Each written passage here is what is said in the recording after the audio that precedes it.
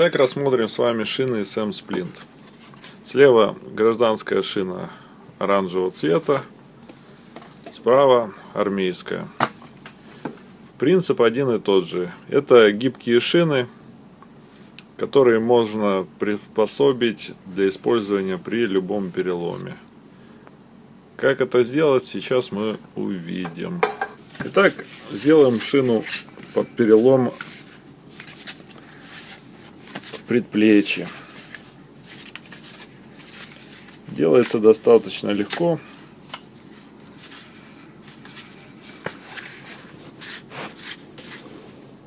Вот, собственно, мы ее сделали. После этого фиксируется перевязочным пакетом. И получается достаточно хорошая фиксация. При необходимости можно добавить одну сверху. Теперь посмотрим учебное видео. The adjustable C-collar. If no preformed cervical collar is available, a 36-inch SAM splint can be used to form an adjustable C-collar. Fold a 36-inch SAM splint 5 inches from the end. Bracing your thumbs on each side of the fold, pull the upper edges toward you to create a V-shaped chin rest. Place the chin rest beneath the patient's chin and lower jaw. Be careful to avoid pressure on the front of the neck. Loop the remaining portion of the splint loosely in a clockwise fashion around the neck. Bring the end forward and down in an oblique direction until it touches the chest. This creates the correct chin-to-chest distance for the chin post. While continuing to support the chin, bring the chest portion of the splint around the original chin rest to create a chin post. Squeeze to deepen the chin post. Insert your index fingers in each side of the looped splint. Pull outward and squeeze to create two side or lateral posts and ensure a snug fit. If the patient is sitting, you can form a back or posterior post in a similar manner. Fold up any excess splint and secure with tape or your wrap of choice.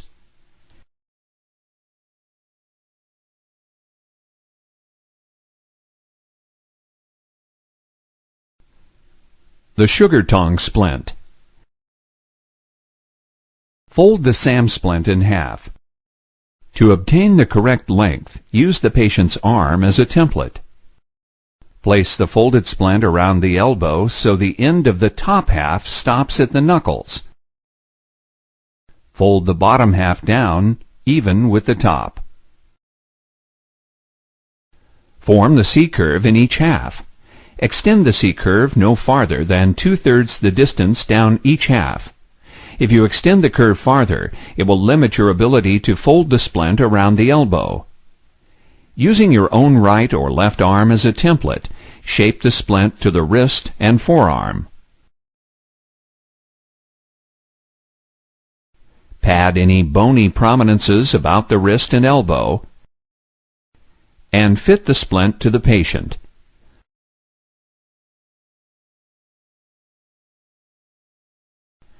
Secure with your wrap of choice.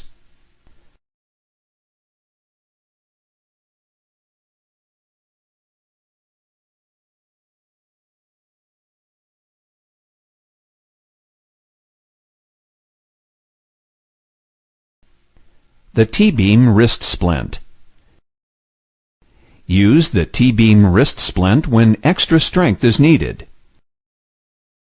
Fold a 36-inch SAM splint in half so one half is approximately 4 inches longer than the other. Apply the T-curve to the shorter half of the splint to create a T-shaped beam. Place this T-shaped beam as a support against the longer half of the splint and fold over the excess splint. This may be secured with tape. Form a C-curve in the flat surface of the splint. Then, using your own right or left wrist and forearm as a template, shape the splint to fit. Apply the splint to the patient and secure with your wrap of choice.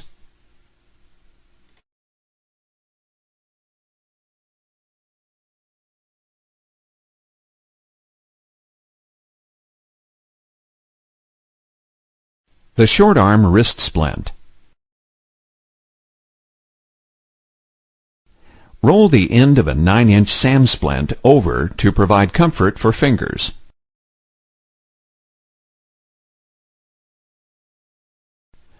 Apply a gentle C-curve. Using your own right or left hand and wrist as a template, mold the splint into the position of function. Be sure to create a generous curve for the base of the thumb. Obtain additional strength by folding up the little finger side of the splint. Apply to patient. Make fine adjustments as necessary and secure with your wrap of choice.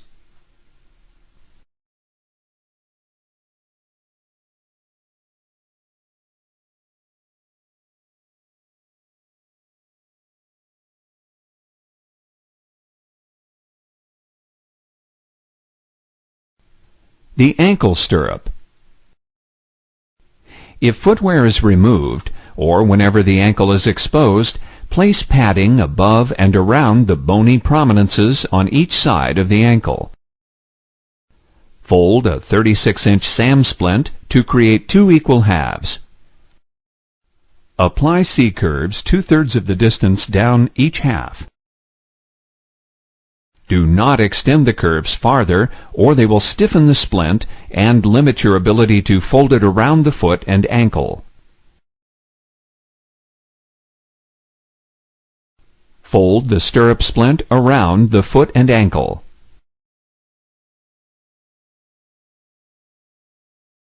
And secure with your wrap of choice.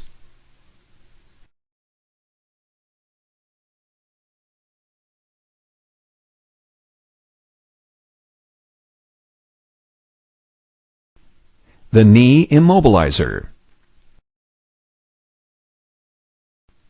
For a knee immobilizer, you will need 2 36-inch SAM splints.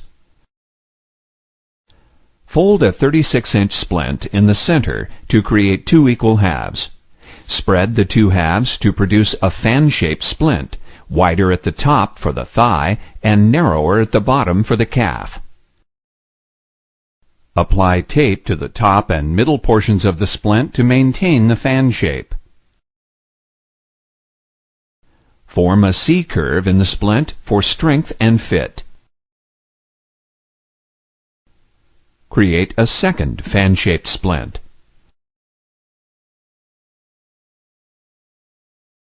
Place 1 splint on each side of the knee and make fine adjustments to fit. Apply your wrap of choice.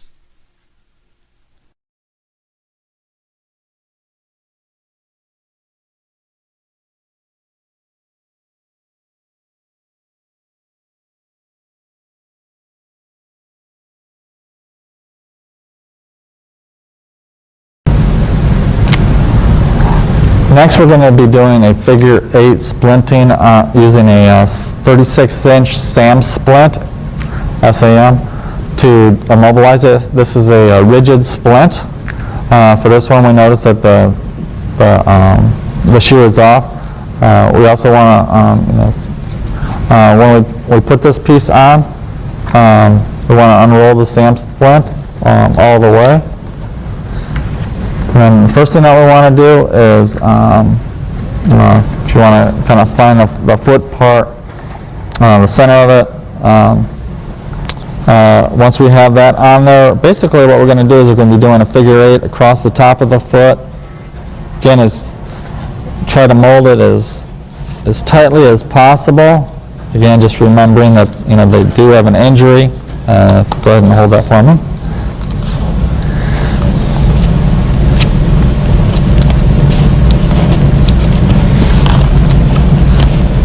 And once that's on there, We can also follow up with some tape or triangular bandage. I'm going to use some white tape in this case.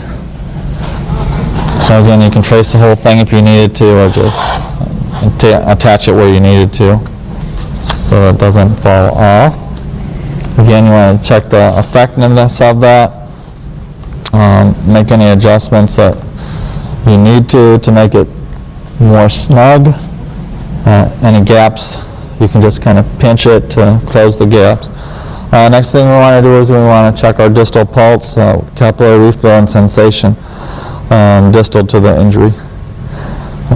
Once he's immobilized, we also want to make sure that we refer them to doctors for x-rays and further follow-up treatment. That's it.